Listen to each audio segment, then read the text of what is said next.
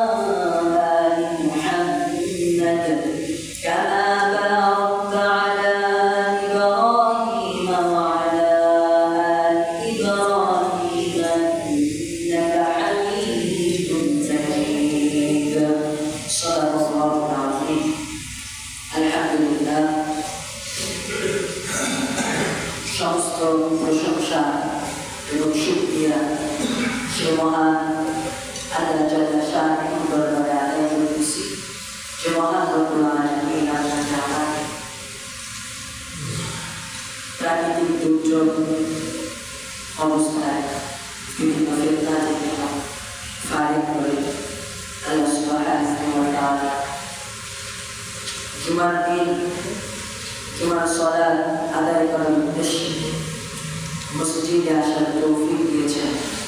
সে মহান প্রতিপালকের প্রতি অন্তরের অন্তরস্থল থেকে সকলের মহব্বতের সাথে শুকরিয়া আদায় করে আলহামদুলিল্লাহ। المرسلين خاتم النبيين سيد الثقلين آتى المنزل تاج المدينة أحمد محمد مصطفى صلى الله عليه وسلم شرف المسلمين الكرام সকলেই জানি রবিউল আউয়াল মাস চলতেছে পবিত্র হয়ে যাচ্ছে মাত্র শীত ও চারটা জুমায় আমার নবীজির শান আমার নবীজির মান আমার নবীজির সম্মান আলোচনা করতে শেষ করা সম্ভব না কখনই সম্ভব তারপরেও যে নবী দিনকে দিন বুঝে নাই রাতকে রাত বুঝে নাই সকাল বিকাল সন্ধ্যা কিছু বুঝে নাই সারাটা জীবন ৬৩টা বছর উম্মতের মায়া সবসময় কান্না করেছেন উম্মতের মায়া সবসময় চিন্তায় ছিলেন উম্মতের মায়া সবসময় পেরেশানি ছিলেন সেই নবীর শানে যদি উম্মত হিসাবে কিছু কথা নাই আলোচনা করলাম তাহলে আমরা কি উম্মত হইতে পারছি নিজেকে উম্মত বলতে নিজেকে লজ্জা দেয় সারাটা বছর বিভিন্ন বিষয়ে আলোচনা হয় সেই আলোচনার মধ্যে নবীজির শান নবীজির মহব্বত নবীজির ভালোবাসা নিয়ে আলোচনা করার মতো সময় আমাদের থাকে এই জন্য চিন্তা করলাম এই সপ্তাহে ও এই জুমাতেও আমরা নবীজির শান নবীজির মান নবীজি সাল্লাল্লাহু আলাইহি ওয়াসাল্লাম আমাদেরকে কি পরিমাণ মহব্বত করতেন কি পরিমাণ ভালোবাসতেন এই বিষয়ে কয়েকটা হাদিস আলোচনা করি সম্মানিত মুসলিমরা একটা কিতাব আছে নাম হলো সহিহুল হিব্বা ১১৯ নম্বর হাদিস এর বর্ণনা নবী সাল্লাল্লাহু আলাইহি ওয়াসাল্লাম বলেন আমি তোমাদের জন্য তোমরা যে আমার উম্মত তোমাদের জন্য আমি তোমাদের বাবার মতো বাবার সমতুল্য বাবার সমতুল্য বলে নবীজি কি বুঝাইতে চাইলেন নবীজি হাদিসের ভিতরে বলেন তোমাদের ভিতরে যদি তোমাদের কোনো কর্তা বা পরিবারের কোনো মাথা যদি মারা যায় ওই পরিবারের দায়িত্ব নেওয়ার মতো যদি কেউ না থাকে আমি মুহাম্মদুর রাসূলুল্লাহ সাল্লাল্লাহু আলাইহি ওয়াসাল্লামের কাছে তোমরা আসো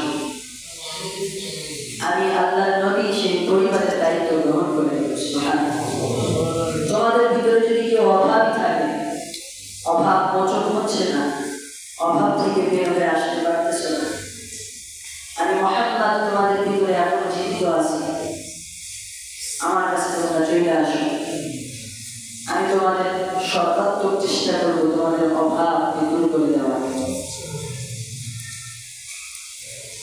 তোমাদের ভিতরে কেউ যদি ঋণী থাকো ঋণগ্রস্ত থাকো ঋণ পরিশোধ হচ্ছে না আমি মুহাম্মদুর রাসূলুল্লাহ সাল্লাল্লাহু আলাইহি ওয়াসাল্লামের কাছে তোমরা আসো আমি সর্বাত্মক চেষ্টা করবো তোমাদের ঋণ পরিশোধ করে দেওয়ার জন্য সম্মানিত মুসলিম কিরাম নবীজি সাল্লাল্লাহু আলাইহি ওয়াসাল্লাম বুঝাইতে চাইলেন একজন বাবা যেমন কিনা তার সন্তানকে নিঃস্বার্থে ভালোবাসে মহব্বত করে স্নেহ করে আদর করে ঠিক তেমনই আমি নবী তোমরা আমার উম্মত হওয়ার কারণে আমি তোমাদেরকে নিঃস্বার্থে কোনো স্বার্থ ছাড়া স্বার্থবিহীন তোমাদেরকে আমি মহব্বত করে ভালোবাসি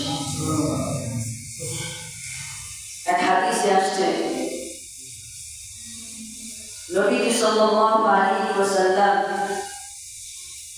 বলতেছেন সাহাবায়ে কেরামকে উদ্দেশ্য করে ইব্রাহিম আলাইহিস সালাতু ওয়াস সালাম নবীজি ঘটনা শুনিয়েছেন সাহাবীদের নবীজি বলেন যে সাহাবারা শোনো ইব্রাহিম আলাইহিস সালাতু ওয়াস সালাম তার উম্মতের জন্য কান্না করেন মায়া করেন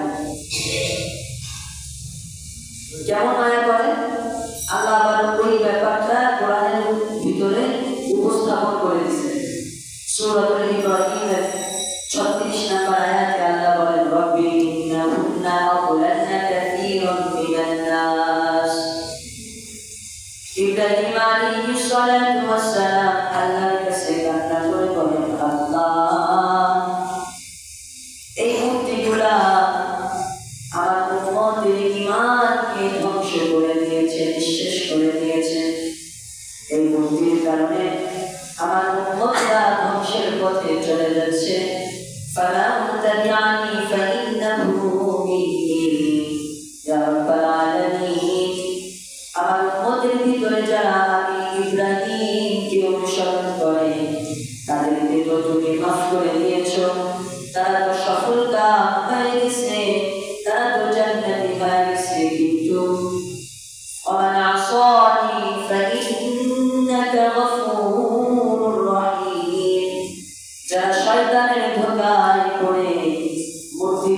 করতেছে আল্লাহ তাদেরকে তুমি জাহান্নামে নিক্ষেপ করো না তাদেরকে তুমি মাফ করে দিও ক্ষমা করে দিও তাদের উপর তোমার রহমত নাযিল করিও ইব্রাহিম নবী এইভাবে আল্লাহ পাক রব্বুল আলামিনকে ডাক দিয়া তার উম্মতের জন্য মায়ার কান্না কাঁদতেন নবীজি আরো বলেন ঈসা আলাইহিস সালাতু ওয়াস সালাম তার উম্মতের জন্য কান্না করেন কিভাবে কান্না করেন আল্লাহ কোরআনের ভিতরে উপস্থাপন করেছেন ইন তুআযিবহুম ফাইন্নাহুম ইবাদুক ওয়া ইন তাগফির লাহুম ফাইন্নাকা আনতাল আজিজুল হাকীম আয় রব্বুল আলামিন আমি ঈসা আমার উম্মত তোমার নাফরমানি করে তোমার কথাগুলো ঠিক মতো মানে না এই জন্য আমার উম্মতকে তুমি ধ্বংস করে দিও না আমার উম্মতের উপরে তুমি রহমত নাযিল করিও আমার উম্মতকে তুমি ক্ষমার চোখে দেখিও সম্মানিত মুসলিয়ান কিরাম নবীজি সাল্লাল্লাহু আলাইহি ওয়াসাল্লাম বলতেছেন সাহাবায়ে কিরামকে উদ্দেশ্য করে ইব্রাহিম আলাইহিস সালাতু ওয়াস সালাম তার উম্মতের জন্য কান্না করেন আল্লাহ কোরআনে আয়াত নাযিল করেছেন ঈসা আলাইহিস সালাতু ওয়াস সালাম তার উম্মতের জন্য কান্না করেন আল্লাহ কোরআনে আয়াত নাযিল করেছেন আমার নবী এই দুইজন নবীর কান্না দেখে আমার নবীর চোখে পানি চলে আসছে আমার নবী সাল্লাল্লাহু আলাইহি ওয়াসাল্লাম আসমানের দিকে দুইটা হাত উত্তোলন করে নিয়ে বললেন আল্লাহুম্মা উম্মতি উম্মতি ফাবাকা ইয়া রাব্বুল আলামিন ইব্রাহিম নবী যদি তার উম্মতের জন্য কান্না করতে পারে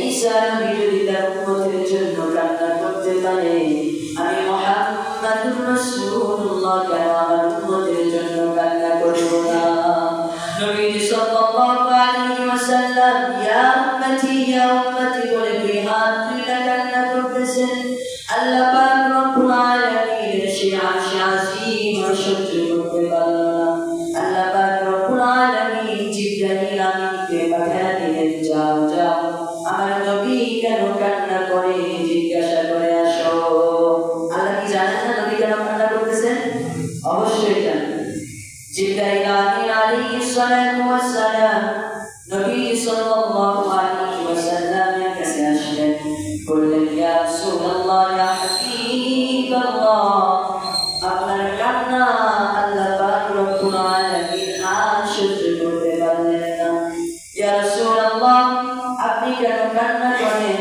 আল্লাহ পাক রব্বুল আলামিন জানতে চান নবী সাল্লাল্লাহু আলাইহি ওয়াসাল্লাম বললেন আমি আমার উম্মতের মায়ায় আমি আমার উম্মতের ভালোবাসায় কান্না করি আমার উম্মত যাতে জাহান্নামে চলে না যায় সেই জন্য আমি আল্লাহর কাছে দুইটা হাত তুলে কান্না করি জিবরাইল আমিন আলাইহিস সালাতু ওয়াস সালাম আল্লাহ পাক রব্বুল আলামিনের কাছে যাইয়া নবীজির কথাগুলো উপস্থাপন করলেন আল্লাহ পাক রব্বুল আলামিন জিবরাইল আমিনকে আবার বললেন জিবরাইল যাও যাও আমার নবীকে জানিয়ে দাও ওই কিয়ামতের কঠিন মুসিবতের সময় আমি মুহাম্মদুর রাসূলুল্লাহ সাল্লাল্লাহু আলাইহি ওয়াসাল্লামের উম্মতের ব্যাপারে ভালোই ধারণা রাখবো আমি তাদেরকে কষ্ট দিব না তাদের উপরে আমার ভালো ধারণা থাকবে ভালো নজর থাকবে তাদেরকে অবশ্যই আমি জান্নাতে পৌঁছে দেওয়ার চেষ্টা করব নবীজি সাল্লাল্লাহু আলাইহি ওয়াসাল্লাম তাহলে আমাদেরকে কম ভালোবাসেন না বেশি ভালোবাসেন তাহলে যেই নবী আমাদেরকে বেশি ভালোবাসেন সেই নবীকে মহব্বত করার দরকার আছে না নাই সম্মানিত মুসলিয়ান কেরাম আরেকটা হাদিস বলি নবীজি সাল্লাল্লাহু আলাইহি ওয়াসাল্লাম সম্ভবত সহিহ বুখারী শরীফের হাদিস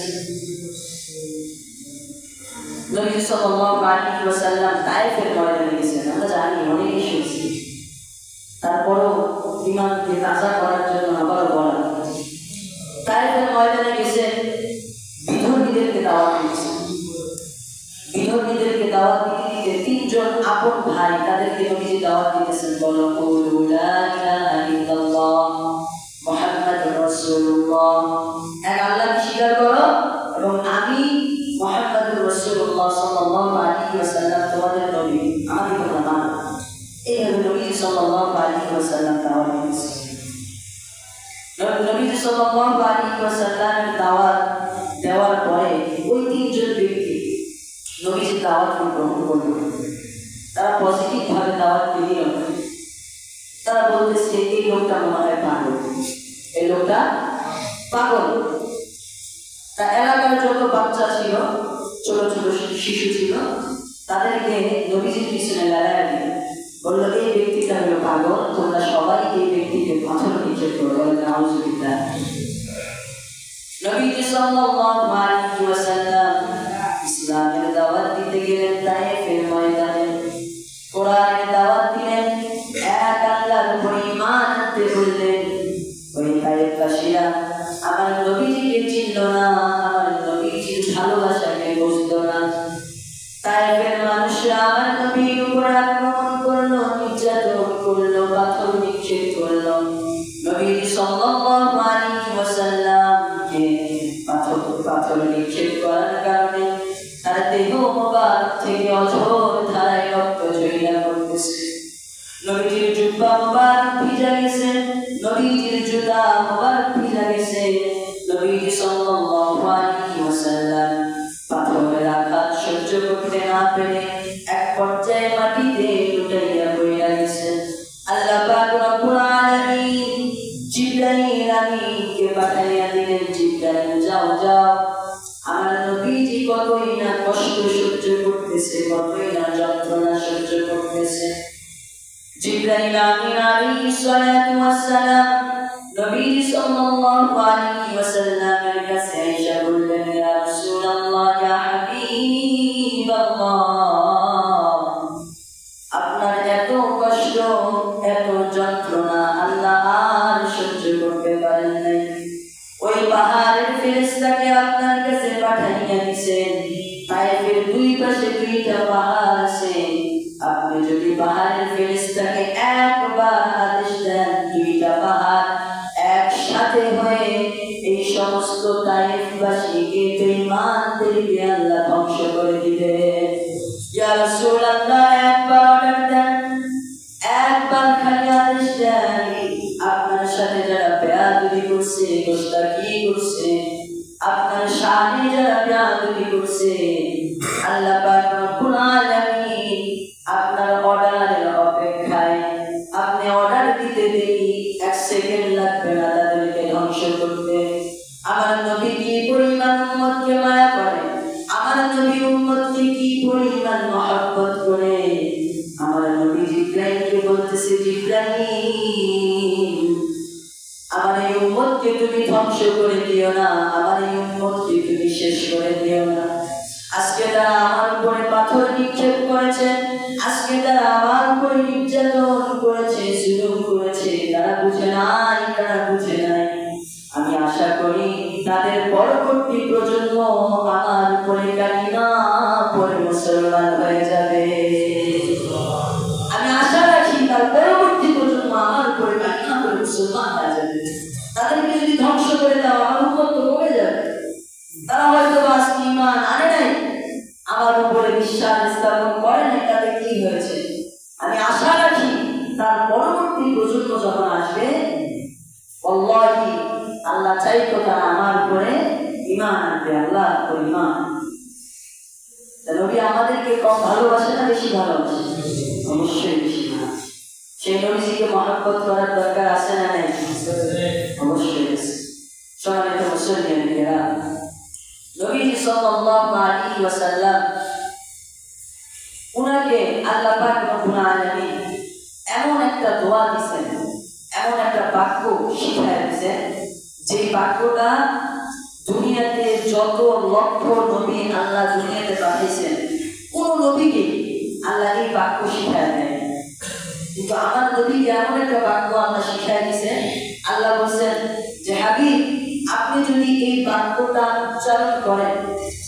উচ্চারণ করে আমার কাছে দোয়া করেন, আপনি যাই চাইবেন আমি আল্লাহ আপনাকে তাই দেব।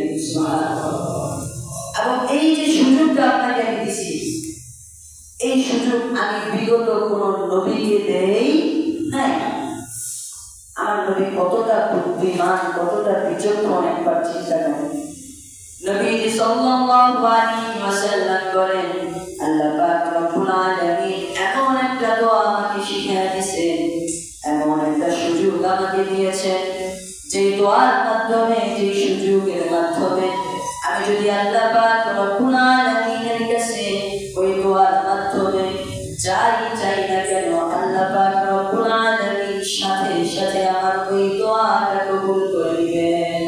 নবীজি সাল্লাল্লাহু আলাইহি ওয়াসাল্লাম বলেন, আমি দুনিয়ার জিন্দেগিতে, দুনিয়ার হায়াতে আমার জন্য কিছু চাই নাই, আমার নাতির জন্য কিছু চাই নাই, আমার কলিজার টুকরা ফাতেমার জন্য কিছু চাই নাই, আমার অনেকজন বিবি ছিল তাদের জন্য কিছু চাই নাই, আমি কোন জনগণকে লক্ষ্য করে আল্লাহর কাছে কিছু চাই নাই, আমি কোন গোত্রকে লক্ষ্য করে আল্লাহর কাছে কিছু চাই নাই, আমি মুহাম্মাদুর রাসূলুল্লাহ কাল কিয়ামতের কঠিন মুসিবতের সময়ের জন্য অপেক্ষা করতেছি, যেদিন অসংখ্য অগণিত আমার উম্মতরা ইয়া নাফসি ইয়া নাফসি বলবেন।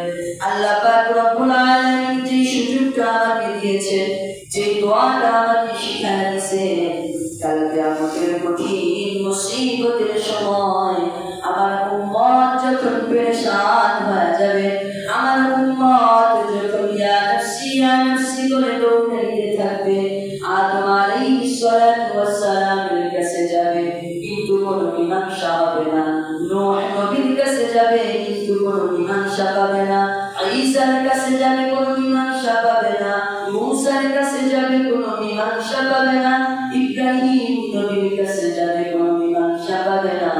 ওই দিন আমি নবী আর উম্মতের মায়ায় মহব্বতে সেই সুযোগটা কাজে লাগাবো, সেই সুযোগটা কাজে লাগাইয়া আমার সকল উম্মতকে জান্নাতে নিয়ে যাব। সেই সুযোগটা আমি সেই দিন কাজে লাগাবো। দেখেন, নবীজি যদি স্বার্থপর হইতেন, দুনিয়াতে ওই দোয়াটা কাজে লাগাইতেন না, বলতেন যে আল্লাহ আমার এই জিনিসটা আপনি কবুল করেন, বা ওই জিনিসটা কবুল করেন, বা নিজের নাতির জন্য দোয়া করতে পারতেন। নবীজি কিন্তু জানতেন নিজের নাতিরা শাহাদাত বরণ করবে, জানতেন না? হুসাইন রাদিয়াল্লাহু তাআলা শাহাদাত বরণ করবে, হাসান রাদিয়াল্লাহু তাআলা শাহাদাত বরণ করবে, জানতেন। ওমর ফারুক রাদিয়াল্লাহু তাআলা নামাজরত অবস্থায় শাহাদাত বরণ করবে, নবীজি জানতেন না? জানতেন। নবীজির জামাই আলী রাদিয়াল্লাহু তাআলা তিনিও কাফের বেঈমানের কাছে শাহাদাত বরণ করবেন, নবীজি জানতেন না? প্রত্যেকটা বিষয় নবীকে জানানো হইত, নবীজি জানতেন, আল্লাহর পক্ষ থেকে নবীজি জানানো হইত। কিন্তু নবীজি এই কোন বিষয়, এইরকম অনেক বিষয় ছিল, নবীজি চাইলেই কি করতে পারতেন? আল্লাহর কাছে দোয়া করতে পারতেন। কিন্তু নবীজি কোন পক্ষের দোয়া করেন না, একজনের দোয়া করেন, একটা ব্যক্তির দোয়া করেন, একটা বংশের দোয়া করেন। নবীজি দোয়াটা মওজুদ করে রেখে দিয়েছেন। যেই দিন সবচেয়ে বড় মুসিবত আসবে উম্মতের উপরে, সেই দিন নবীজি সাল্লাল্লাহু আলাইহি ওয়াসাল্লাম আমার আপনার জন্য সেই দিন আল্লাহর কাছে দোয়া করবেন। তাহলে সেই নবী আমাদেরকে কম ভালোবাসে না বেশি ভালোবাসে? ওই নবীকে আমাকে মহব্বত করার দরকার আছে না নাই? আমরা কি মহব্বত করি? সাউন্ডটা যদি কই নাই, সেই নবীকে আমরা মহব্বত করি, মুখ দিয়া বলি করি, কিন্তু কাজে কর্মে করি। এখন যদি বলি নবীর মহব্বতে কে কে দাঁড়িয়ে রাখছেন, চুপ হয়ে যান, তাই না? নবীর মহব্বতে কে কে জুব্বা করছেন, চুপ হয়ে যান। নবীর মহব্বতে কে কে নিজের মাথায় একবার হইলেও পাগড়ি করছেন, একটা হাত ফরিদের হাতটা উঠতে পারে, উনি ওই পাগড়ি করে তো ওই মাদ্রাসার বিচারটা দায়িত্বে আছে, তো ওনারা একদিন হইলেও পাগড়ি পড়ায় দেয়, আমরাই পড়াই দিয়ে আছি, ফরিদের হিসাবটা বাদ। কিন্তু যদি প্রশ্ন করা হয় নবীর মহব্বতে ভালোবাসায় আমরা কে কে পাগড়ি করছি, কেউ। নবীর মহব্বতে অনেকেই যদি প্রশ্ন করা হয় যে নবীর মহব্বতে আমরা কে কে নবীর সুন্নাত অনুযায়ী জীবনকে চালানোর চেষ্টা করছি, আমরা সকলেই কিন্তু জানি নবী আমাদেরকে এত বেশি মহব্বত করতেন, এত বেশি মহব্বত করতেন যে নবীজি মৃত্যুর সময়, নবীজি যখন জীবন ত্যাগ করে চলে যাচ্ছেন আল্লাহর সাথে সাক্ষাতের জন্য, তখন নবীজি বলছেন যে ইয়া উম্মত, তোমরা নামাজকে ছেড়ো না। কি ছেড়ো না?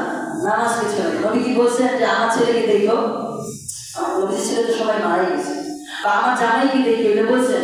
নবীজি বলছেন যে আমার বিবিদেরকে তোমরা একটু দেখে রাখো, তারা তাদের কষ্ট না হয়। বলছেন? কথা বলেন না, বলছেন? বলেন না। নবীজি কি বলছেন যে আমার কলিজার টুকরা মেয়েকে তোমরা দেখে রাখো, বলছেন? বলেন না। নবীজি কি বলছেন? আসসালাত ওয়াসসালাত, নামাজ, নামাজ আর উম্মতের নামাজ। যে নামাজের জন্য 63টা বছর কষ্ট করছে, নামাজকে প্রতিষ্ঠিত করার জন্য নবীজি এতই কষ্ট করছেন, সে নামাজের কথা নবীজি বলে গেছেন।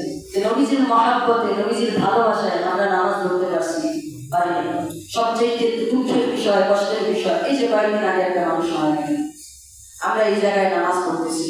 যারা বড় খাতা মসজিদে নামাজ পড়ে আসছে তারা তো আগে উপস্থিত হয়েছে, ওইখানে নামাজটা আগে হয়। অনেক মানুষকে দেখলাম যে এইখানে নামাজ চলতেছে, বড় খাতা থেকেও নামাজ পড়ে অনেকে আসতেছে, কিন্তু কিছু লোক নামাজ ছাড়া ওই জায়গায় লাশের কাছে দাঁড়ায় আছে। আমি বুঝি না যে আল্লাহ তাদের অন্তরে কি সিল মেরে দিছে, কি অবস্থায় তারা আছে, আমার বুঝে আসে। আল্লাহু আকবার। একটা মানুষ তোমার চোখের সামনে মৃত অবস্থায় আছে, একটু পরে ওই মানুষটাকে নিয়ে যায় তুমি দাফন করবা, বৃষ্টি পড়তেছে, একাকি কবর, কিভাবে থাকবে? তোমার একটা বার চিন্তা হয় না যে আল্লাহর পথে যদি আমি না চলি, ওই একাকি কবরে আমি কিভাবে থাকবো? নামাজ চলতেছে, অন্তত নামাজ চলতেছে, আমি দেখতেছি যে নামাজ চলতেছে, তারপর আমি নামাজে যাই। আপনি চিন্তা করেন, কত বড় গুনাহ করলে, কত বেশি গুনাহ করলে আল্লাহ আপনাকে হেদায়েতের রাস্তা থেকে দূরে সরায় রাখছে। আল্লাহ বলে, আমি কিছু কিছু বান্দাকে আমার হেদায়েতের রাস্তা থেকে দূরে সরায় রাখছি, আমার হেদায়েত তাদের কপালে কখনো নসিব হবে। কেন? এত বেশি গুনাহ করছে, এত বেশি নাফরমানি করছে, এত বেশি নিজের নফসের উপরে জুলুম করছে, তার কারণে সে ভালো কোনটাকে বুঝে না, ভালোটাকে ভালো বুঝে না, মন্দটাকে মন্দ বুঝে না। সবাই মুসলমান, সবাই সব ঠিক। এই মাত্র 3টা হাদিস বলছি আধা ঘন্টার সময়, এইরকম 8-10টা হাদিস আমি রেডি করে নিয়ে এসেছি। নবীজির আমার প্রতি, আপনার প্রতি কি পরিমাণ মহাব্বত, আশ্চর্য হয়ে যায়। নবী আমাকে অনেক মহাব্বত করে, অনেক ভালোবাসে। নবীজির এই ভালোবাসা আমার ভিতরে যদি না থাকে, সর্বশেষ যে হাদিসটা আপনাকে বললাম, যে সেই দিন নবীজি দোয়া করবেন যে আল্লাহ, তুমি যে আমার সুযোগ দিছো, এই সুযোগটা আমি আজকে কাজে লাগাইছি, আমার উম্মতদেরকে আপনি জান্নাতে দিয়ে দেবেন। আল্লাহ যেহেতু ওয়াদা দিয়েছেন যে না, আপনার দোয়াকে আমি কবুল করবো, আল্লাহ সেই দিন নবীজির সমস্ত উম্মতকে জান্নাতে দেবেন। এই সবচেয়ে সূক্ষ্ম বিষয় এবং বুঝার বিষয়, কোন উম্মতদেরকে জান্নাতে দেবেন, আমি কি উম্মত হইতে পারছি, এইটা আমাকে বুঝতে হবে। যে আসলে আমি যে সেই দিন সুপারিশের যোগ্য হইতে পারবো কি পারবো না, এইটা আমাকে বুঝতে হবে। হাদিসের ভিতরে আসছে নবীজি প্রত্যেকটা উম্মতের সামনে এসে দাঁড়াবে। আপনি যদি সঠিকভাবে নবীকে মহব্বত করিলেই থাকে, আপনার দিকে নবীজি নেক নজর দিবে এবং আপনার ওই সময় জান্নাতের ফয়সালা হয়ে যাবে। বলে সুবহানাল্লাহ। আপনি যদি সঠিক উম্মত না হইতে পারেন, নবীজি আপনার দিকে একবারের জন্য তাকাবেন না। বলে নাউজুবিল্লাহ। আপনি যদি উম্মত হইতে না পারেন, আপনার সামনে দিয়ে নবীজি যাবে, কিন্তু আপনার দিকে তাকাবেন। একবার চোখটা বন্ধ করে চিন্তা করেন, কিয়ামতের মাঠ কায়েম হয়ে গেছে, হাজার মানুষ আল্লাহর নবী আল্লাহর কাছে দোয়া করছে, আল্লাহ দোয়া কবুল করছে। আল্লাহ বলছে নবীজি যান, আপনার উম্মতকে নিয়ে আপনি জান্নাতে চলে যান। নবীজি সমস্ত উম্মতের সামনে দিয়ে হাইটা যাইতেছে, সমস্ত উম্মতের দিকে নবীজি তাকাইতেছে, কিন্তু আপনার দিকে তাকায়নি। বলেন তো কেমন লাগবে সেই দিন? কেমন লাগবে? ভালো লাগবে? কতটা কষ্টের সময় সেই দিন। আজকে দুনিয়াতে সামান্য কষ্ট সহ্য করতে পারতেছেন না, একবার চিন্তা করে দেখেন, সমস্ত মানুষের দিকে সেই দিন তাকাবে, আপনার দিকে যদি নবীজি না তাকায়, আপনার অবস্থাটা কি হবে চিন্তা করেন। নবীজি যদি আপনার দিকে না তাকায়, তাহলে আপনার সুপারিশ হইল না। আর আপনার যদি সুপারিশ সেই দিন নবীজি না করে, আর কোন শক্তি আছে আপনাকে সুপারিশ করার? আদম আলাইহিস সালাম পারবে, আমি পারবো, কোন গাউস কুতুব পীর মাশায়েখ কেউ পারবে সেই দিন? কেউ পারবে, কেউ পারবে না সেই দিন সুপারিশ করতে। তাহলে আমাদের নবীকে মহব্বত করতে হবে সেইভাবে যেভাবে নবীজি বলে গেছেন। এই আলোচনা করতে গেলে আমার নামাজ শেষ, পার হয়ে যাবে। ইনশাআল্লাহ আল্লাহ যদি তৌফিক দান করেন, নবীকে আমরা কিভাবে মহব্বত করবো, কি তরিকায় মহব্বত করবো, আগামীতে ইনশাআল্লাহ আলোচনা করা হবে। আল্লাহ পাক রব্বুল আলামিন আমাদেরকে নবীর মহব্বতে অন্তত দাঁড়িয়ে রাখার তৌফিক দান করুন। সকলে বলে আমিন। আমি করি, এটা তো খেয়াল করবেন যে আমি করি। আল্লাহ পাক রব্বুল আলামিন আমার নবীর মহব্বতে আমাকে 5 ওয়াক্ত সালাত জামাতের সাথে আদায় করার তৌফিক দান করুন। আল্লাহ সুবহানাহু ওয়া তাআলা আমাদের সকলকে ইসলামের জন্য কবুল আর মঞ্জুর করুন। ওয়া আখির দাওয়ানা আলহামদুলিল্লাহি রাব্বিল আলামিন।